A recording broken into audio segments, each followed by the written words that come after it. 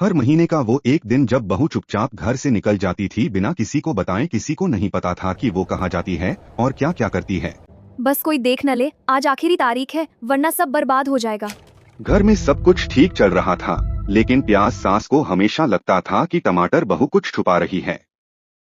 टमाटर बहू रोज सुबह जल्दी उठकर सबका काम करती, खाना बनाती, घर साफ करती और सबका बहुत ख्याल रखती। लेकिन हर महीने एक दिन वह चुपचाप कहीं बाहर चली जाती थी। एक दिन प्याज सास का शक इतना बढ़ गया कि उन्होंने गुस्से में अपने बेटे गोभी से कहा, मुझे लगता है ये बहू किसी और से मिलने जाती है। नहीं माँ, टमाटर ऐसी नहीं है। तुम उसे क्यों बचा रहे हो? माँ प्लीज शांत हो जाओ। मैंने कह दिया वो चरित्रहीन है।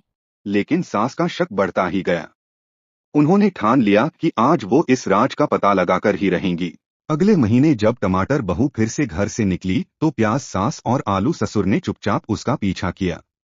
जब वे उस जगह पहुंचे जहां टमाटर बहू गई थी, तो जो उन्होंने देखा उसे देखकर दोनों की आंखों में आंसू आ गए।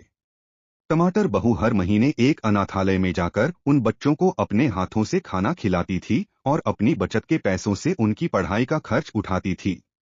प्याज सास को अपनी गलती का एहसास हुआ। वो रोते हुए बहू के पास गई और बोली, बहू, मैंने तुझ पर शक करके बहुत बड़ी गलती की। टमाटर ने उनकी बात सुनकर मुस्कुराते हुए कहा, माँ, घर वाले ही अगर भरोसा न करें तो इंसान टूट जाता है। उस दिन के बाद से प्याज सास ने बहू को सिर्फ बहू नहीं बल्कि अपनी सगी बेटी मान लिया।